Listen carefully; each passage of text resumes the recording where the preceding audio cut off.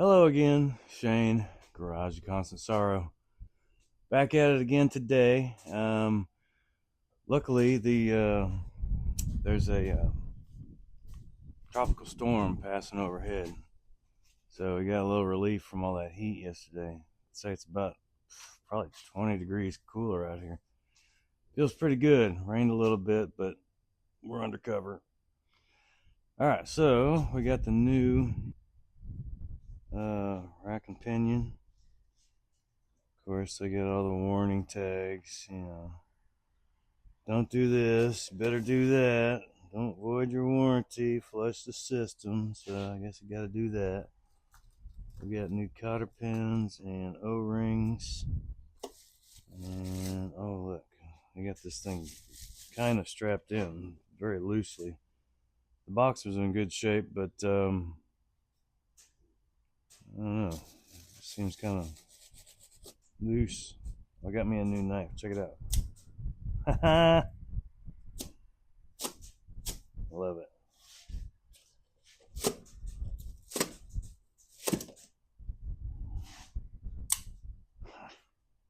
Too cool.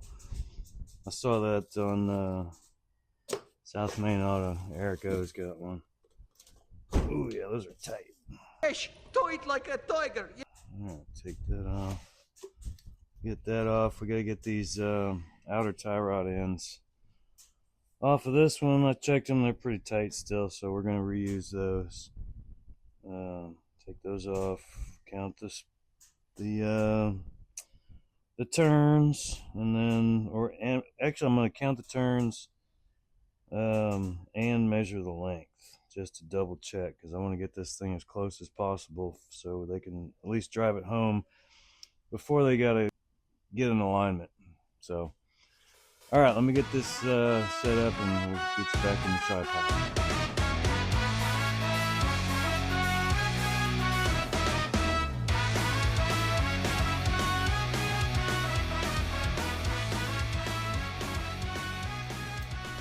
Alright, we got the other side off, so I figured I'll just show you guys this side.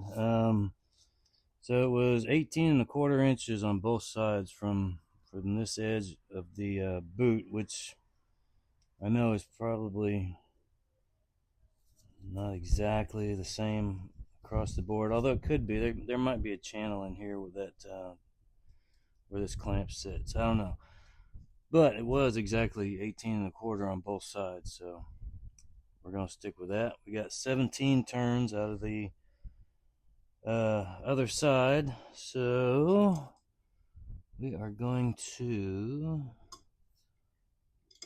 do this and this, and I believe these threads rotate this way. So we're gonna take this. Oh, hold on. Down. Which way are we going? Down. Yeah. We got a what? No, that's wrong. This way, I think. Oh, it's the same thing, Shane. You big dummy. You big dummy. Alright, so we're going to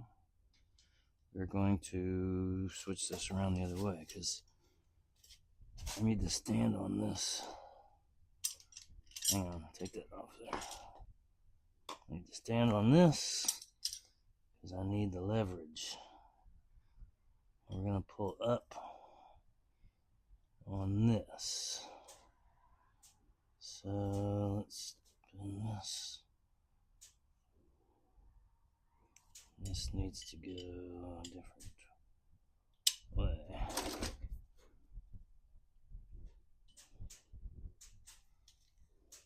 Oh.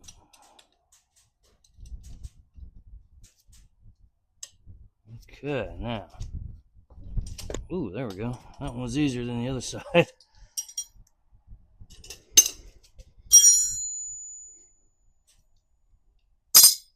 Alright, so we're going to go 1, 2, 3, 4, 5, 6, 7, 8, 9, 10, 11. I don't know if you can see this or not.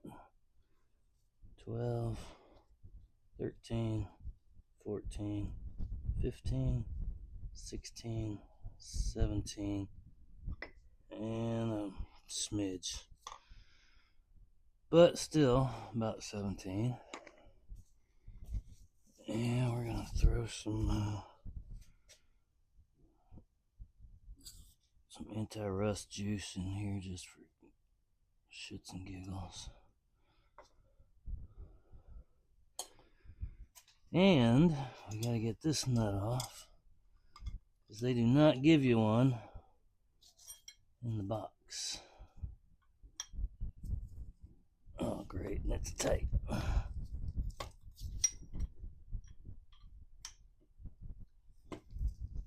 little bit, just a little rusty, that's all.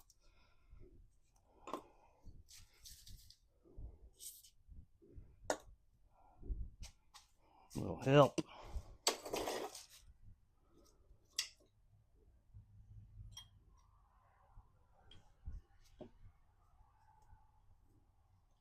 There we go. Brilliant. Oh yeah, now smooth as butter. Do this by hand now. Alright, so that's that. We get both of these installed on the new one, and we'll catch you up after that. Alright, we just got under there and got the O-rings off of the metal lines that screw into the rack and pinion. Got our trusty little I don't know if you can see that.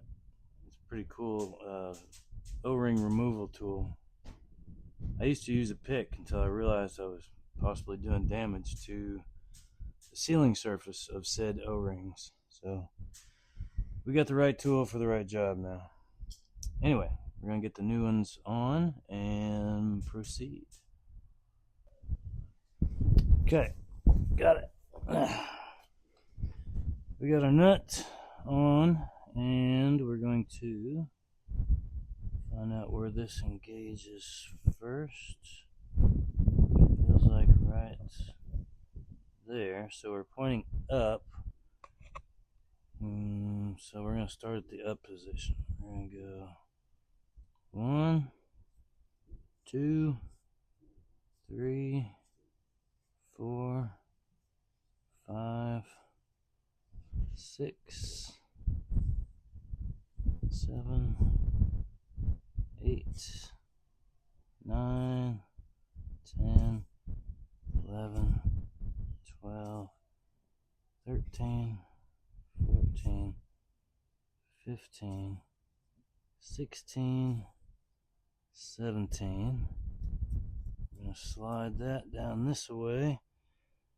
And what I'm going to do is just rotate this. Maybe. Oh, no, I'm not. Never mind.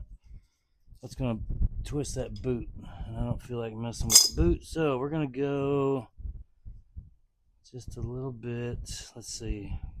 I'd rather be in than out. Excuse me, out. Toed out than in. So we're going to pull it in just a little bit. Just a half turn in. We will lock that down after we clean up our mess and do the other side. Alright, oh, also I was looking at the splines on this thing, so I don't see that there's a master spline anywhere on here, so I'm assuming it goes on any direction.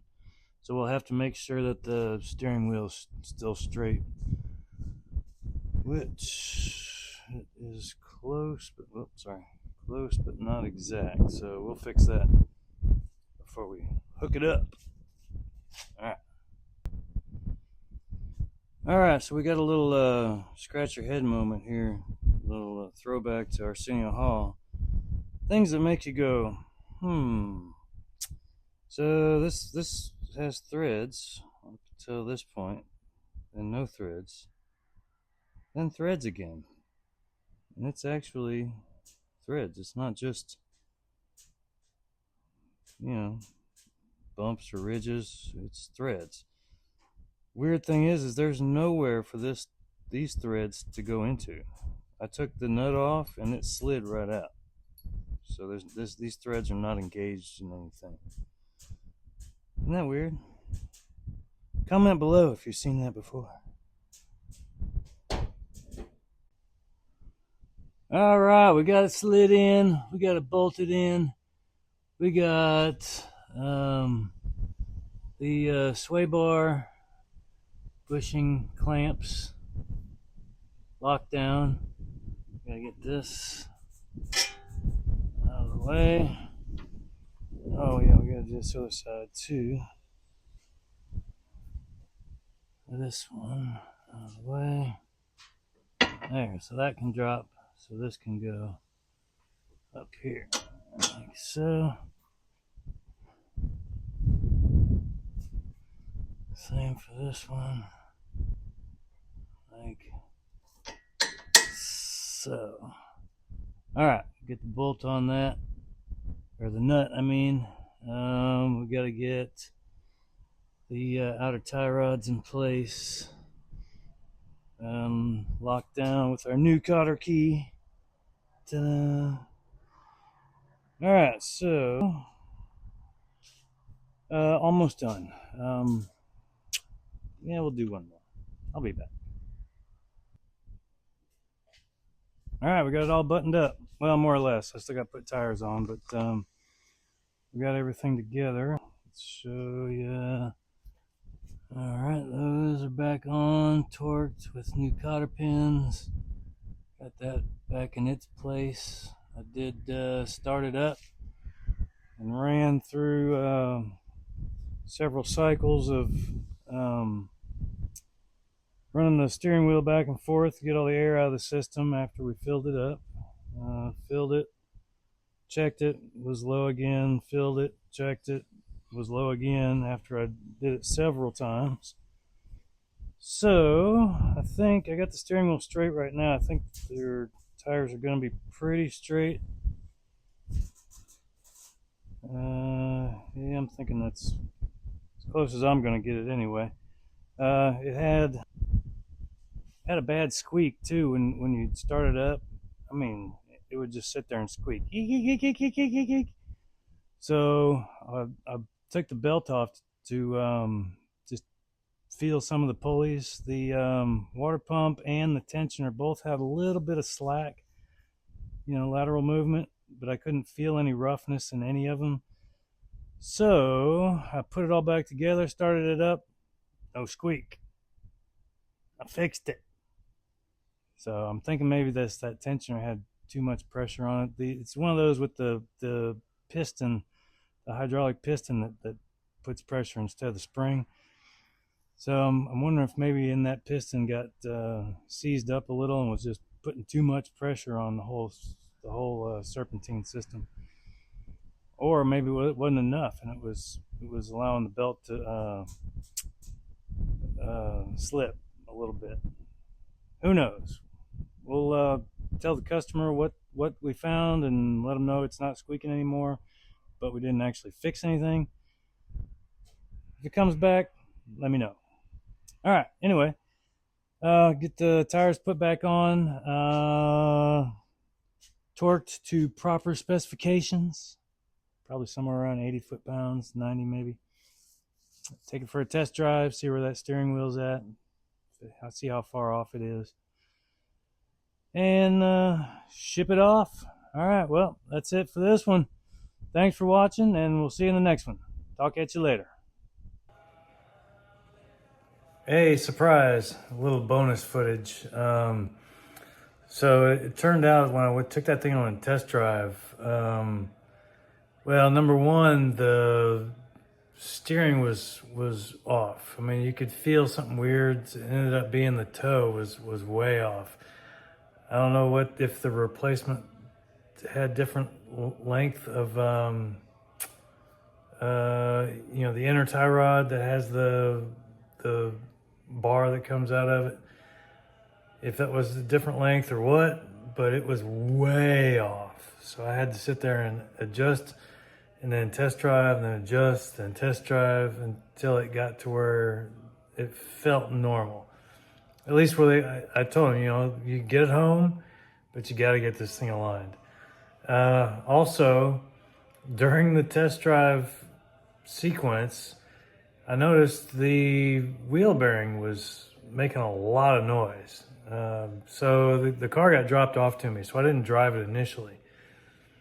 All I knew was that the boot was torn, it was leaking, needed to replace the steering gear. But when I took it for a test drive, man, that front wheel bearing, one of them, was howling. I mean, making all kinds of noise. And when I'd come to a stop, like, I don't know, within a few seconds of final stopping, there was a grinding noise. So it was so bad that it sounded like brakes grinding.